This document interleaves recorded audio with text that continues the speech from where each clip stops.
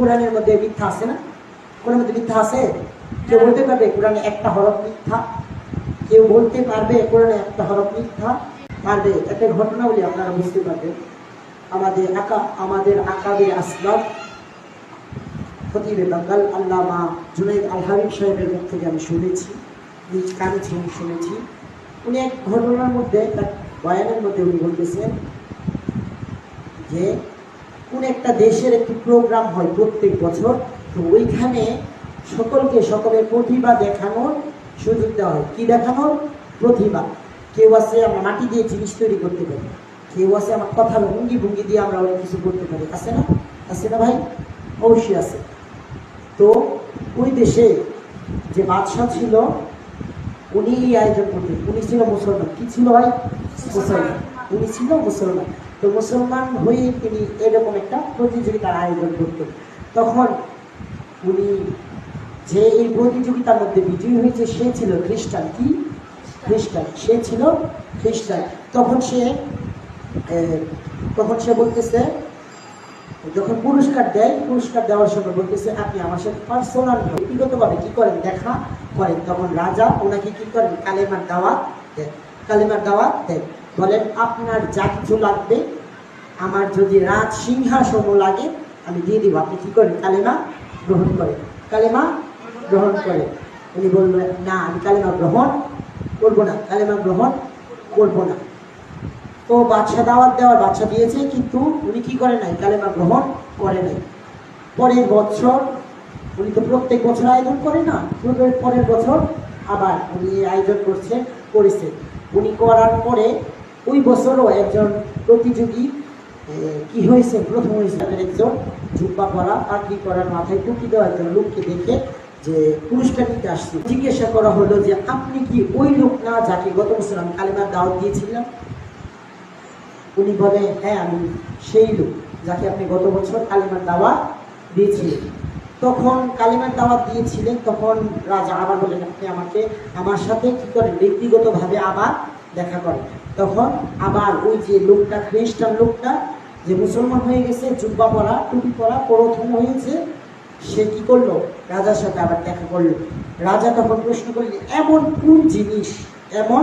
কোন জিনিস আমার রাজ সিংহাসন থেকে আপনার কাছে বড় হয়ে গেল যে আপনি কালিমা গ্রহণ করে নিলেন? তখন ওই ইহুদি, খ্রিস্টান, নাসারা বলল কোন জিনিসটা মুসলমানদের জুতার বাড়ি খাইতে খাইতে আমি মুসলমান হয়ে গেছি। বলেন না সুবহানাল্লাহ। মুসলমানের জুতার বাড়ি খাইতে খাইতে আমি কি হয়ে গেছি? মুসলমান হয়ে গেছি। তখন জিজ্ঞাসা করলেন কিভাবে মুসলমান হইলেন? কিভাবে মুসলমানের জুতার বাড়ি খাইলেন? তখন কি করলেন? এই যে ইহুদি, আমাদের একটি পবিত্র কোরআন আছে না, আমাদের গ্রন্থ আল কোরআন, হ্যাঁ, ইহুদিদেরও একটা কি আছে? গ্রন্থ আছে। খ্রিস্টানদের একটি গ্রন্থ আছে। খ্রিস্টানদের একটা গ্রন্থের নাম হলো বাইবেল। কি? বাইবেল। খ্রিস্টানদের গ্রন্থের নাম বাইবেল। বলতেছে যে আমি বাইবেল পড়তেছিলাম, তখন বাইবেল পড়ার সময় আমার একটা জিনিস বাইবেলের পছন্দ হয়নি। আমি কি করছি? আবার সুন্দর করে লেখে আমার যেটা পছন্দ হয়নি এটা আমি কেটে ফেলছি। কেটে নিজের পছন্দ মতো কি করছি? পছন্দ মতো ঢুকাই দিছি। আমার মনে হয়েছে যে আমি কি করব, এটা এইখানে আমার কাছে ভালো লাগতেছে, এটা আমি কি করব? পরিবর্তন করে ফেলবো। আমি পরিবর্তন করে ফেলছি, করে নিয়ে মানুষের কাছে দেখেছি, হে মানব জাতি, হে খ্রিস্টান ধর্মের অনুসারীরা, তোমরা আমার কাছে আসো, দেখো আমি এই বাইবেল কিতাব নতুন করে গ্রন্থায়ন করেছি, লিখেছি, তোমরা আমার কাছ থেকে কিনে নিয়ে যাও। তখন তারা কি করলো? কিনে নিয়ে গেল, পড়লো, ওরা অনেক মজা পাইল। তারপর আমি কি করলাম? হিন্দুদের যে ধর্মগ্রন্থ আছে, গীতা, বেদ, যজুর্বেদ, তারপর এই রামায়ণ, এগুলি কি করলাম? পড়লাম। এইগুলি পড়ার সময় আমি কি করলাম? আমার আগের যে কিতাব আমার মনে চাইলো না, আমার মনে হইল না যে না এটা আমার পছন্দ না। তেমনি আমি কি করলাম? ওই যে গীতা, তারপর যজুর্বেদ, যে গ্রন্থগুলি আছে, এই গ্রন্থের মধ্যে আমার যেটা পছন্দ হয় নাই সেটা আমি কি করছি? কেটে ফেলছি। কেটে ফেলছি। কেটে আবার নতুন করে গ্রন্থায়ন করছি, নতুন করে লিখে আমি নিয়ে আসলাম। হে হিন্দুরা, হে হিন্দু জাতি, তোমরা কি করো? আসো, এসে কোরআন কি করো? কোরআন নয়, তোমরা কি করো? গীতা আমার কাছ থেকে নিয়ে যাও, তোমাদের ধর্মগ্রন্থ। দেখো আমি কত সুন্দর করে লিখেছি, পরিমার্জিত করেছি, গ্রন্থায়ন করেছি, যে তোমরা কি করো, নিয়ে যাও, নিয়ে গিয়ে কি করো, নিয়ে গিয়ে পড়ো। তখন তারা পড়লো, তাদের কাছে ভালো লাগলো। তখন ভালো লাগার পরে ওরা পড়লো। কিন্তু আমি যখন কোরআন পড়তেছিলাম, কোরআনের আমার এমন একটা জিনিস আমার কাছে ভালো লাগলো না। খ্রিস্টান লোকটা বলতেছে কোরআনের এমন একটা জিনিস আমার কাছে কি লাগলো না, ভালো লাগলো না। কোরআনের জিনিসটা আমার কাছে ভালো না লাগার দরুন আমি কি করলাম, কোরআন পরিমার্জিত করলাম, কোরআন গ্রন্থায়ন করলাম, নিজের ভাবে কি করলাম, লেখলাম। কোরআন কি করলাম, নিজের ভাবে লেখলাম। নিয়ে আমি রাস্তার মধ্যে বসে গেলাম বিক্রি করার জন্য। কি করার জন্য? বিক্রি করার জন্য। যখন আমি বিক্রি করতেছিলাম, এক লোক জিজ্ঞাসা করতেছে, আমি বললাম ভাই আপনি আমার কাছে আসুন, আমি কোরআন নতুন করে নিজে লিখছি, আপনারা কোরআন কিনে নিয়ে যান। তখন এই লোক আমাকে দেখ বলে, এই তোমার ধর্ম কি, তুমি কোন ধর্মের? সে বললো আমি খ্রিস্টান ধর্মের। তখন লোকটা দৌড়ে আমাকে ঘাড়ে ধরে নিয়ে গেল, নিয়ে গিয়ে তাদের যে ইমাম সাহেব আছে, ইমাম সাহেবের কাছে আমাকে নিয়ে গেল।